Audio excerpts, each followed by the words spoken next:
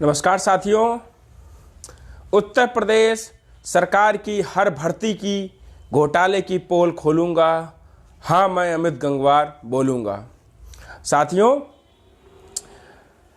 हमारे चैनल को सब्सक्राइब कर लें, शेयर कर दें। आने वाले समय में मैं रोज भारतीय जनता पार्टी की सरकार में जितने भी घोटाले हुए हैं भर्तियों में, जिसमें आरक्षण का घोटाला किया गया, दलित पिछड़ों शोषितों के ऊपर अत्याचार किया गया, उन सारे विषयों पर अपनी बात रखूंगा। साथियों, आज मैं जिस भर्ती की घोटाला खोलने जा रहा हूं उसको भर्ती है 68,500 शिक्षक भर्ती। साथियों, 68,500 शिक्षक भर्ती में ओबीसी के साथ बहुत ही अन्याय किया गया। ओबीसी के साथ जो 5% का छूट मिलती है उसको कट ऑफ में, वो उसको नहीं दी गई और उसको एक सामान्य अभ्यर्थी की तरह ट्रीट किया गया था, क्योंकि उस शिक्षक भर्ती में ओबीसी को 45% पर कट ऑफ पर पास रखा गया था, जबकि एससी और एसटी को 40% कट ऑफ पर पास रखा गया था। और इसके साथ ही मोदी जिनको कहते हैं, जिन्होंने विकलांग से उनको दिव्यांग नाम दिया है, इस उत्तर प्रदेश की योगी राज सरकार ने उनके साथ भी अत्याचार किया। उनको भी कोई छूट नहीं दी और उनको जो 5% आरक्षण मिलना चाहिए था उनको भी नहीं मिला। और ये जो सेना के बहुत बड़े वो बने फिरते हैं कि हम सेना का बहुत सम्मान करते हैं, ये करते हैं। अरे, सेना में बरसों अपनी सेवा देकर आने वाले भूतपूर्व सैनिकों को जो 5% आरक्षण मिलता था उसका भी घोटाला इस उत्तर प्रदेश की सरकार ने किया।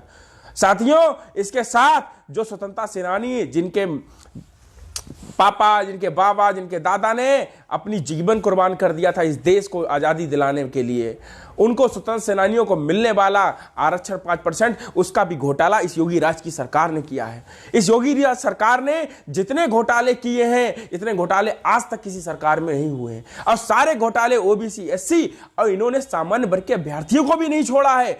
जो उनको 10% आरक्षण की व्यवस्था की गई है वो भी घोटाला खा जाते हैं। आपने देखा होगा सतीश द्विवेदी के जो भाई हैं, वो उन्होंने केवल एक सीट थी ईएसडब्ल्यू की, उस पर भी उन्होंने अपने भाई का चयन करा लिया था।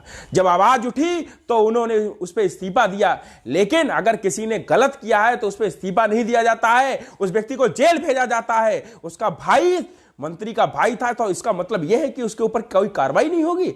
लेकिन इस भाजपा की सरकार में कोई कार्रवाई नहीं हुई। 68,500 के विषय में आपको बता दूं, कोर्ट ने इस पे सीबीआई जांच लगाई थी, क्योंकि उसमें अभ्यर्थियों की कॉपियां बदल दी गई थी। जिस अभ्यर्थी को 96 नंबर मिलने चाहिए थे उसे 6 नंबर मात्र दिए गए। और आपने देखा होगा कई अभ्यर्थियों की तो कॉपी जला दी गई थी। न्यूज़पेपर में वो चीजें आई थी सामने।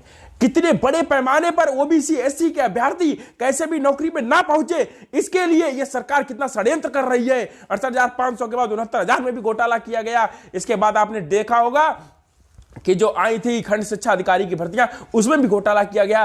खंड विशिष्ट अधिकारी की भर्ती में और खंड विकास अधिकारी की जो भर्ती आई थी बीडीओ की, उसमें भी घोटाला किया गया। लगातार हर भर्ती में घोटाले पे घोटाले कर रही है ये सरकार, क्योंकि उसको पता है ये दलित पिछड़े अगर पढ़ लिख गए, अगर अपना काम करने लगे तो ये फिर जो है आगे निकल जाएंगे। अब इनको दर्द होने लगा है कि हम लोग मेहनत करके पढ़ लिख के आगे जा रहे हैं।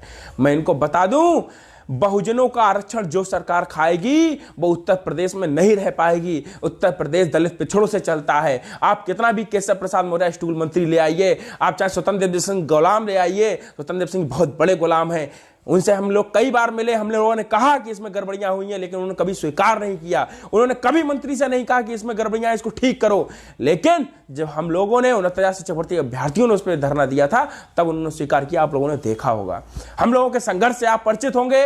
हम लोगों ने कितना संघर्ष किया है इसका हर व्यक्ति जानता है, इस बात को हर व्यक्ति जानता है, क्योंकि हम लोगों ने जितनी लाठियां उत्तर प्रदेश की सरकार की खाई हैं, इतनी लाठियां किसी भी अभ्यर्थी ने नहीं खाई होंगी। हमारी बहनों के हाथ तोड़ दिए गए, हमारे भाई का सर फोड़ दिया गया, हमारे भाई की रीढ़ की हड्डी तोड़ दी गई, लेकिन हम लोग झुके नहीं। हमने उत्तर प्रदेश की सरकार को झुका के ही दम लिया। ओबीसी, एससी के तमाम सामाजिक लोगों से मैं कहना चाहूंगा कि भारतीय जनता पार्टी की सरकार को हर विधानसभा से जड़ से उखाड़ फेंकिए। अगर यह सरकार वापस आ गई तो आपके बच्चों को नौकरी नहीं मिलेगी और आपको जो मिलने वाली पेंशन थी वो भी खत्म कर दी है इन्होंने। और आप देख रहे हैं लगातार किस तरीके से ये घोटालों पे घोटाले चली। संविधान को उन्होंने ताक पे रख दिया। ये संविधान को मानने वाले लोग नहीं है, ये संविधान विरोधी लोग हैं, ये आरक्षण विरोधी लोग हैं। इसलिए मैं आप सभी से कहना चाहता हूं कि इस भारतीय जनता पार्टी की सरकार को हर विधानसभा से उखाड़ फेंकने का काम करें। 69,500 का यूथ हर बूथ पर होगा और इस सरकार को उखाड़ फेंकने का काम करेगा। धन्यवाद।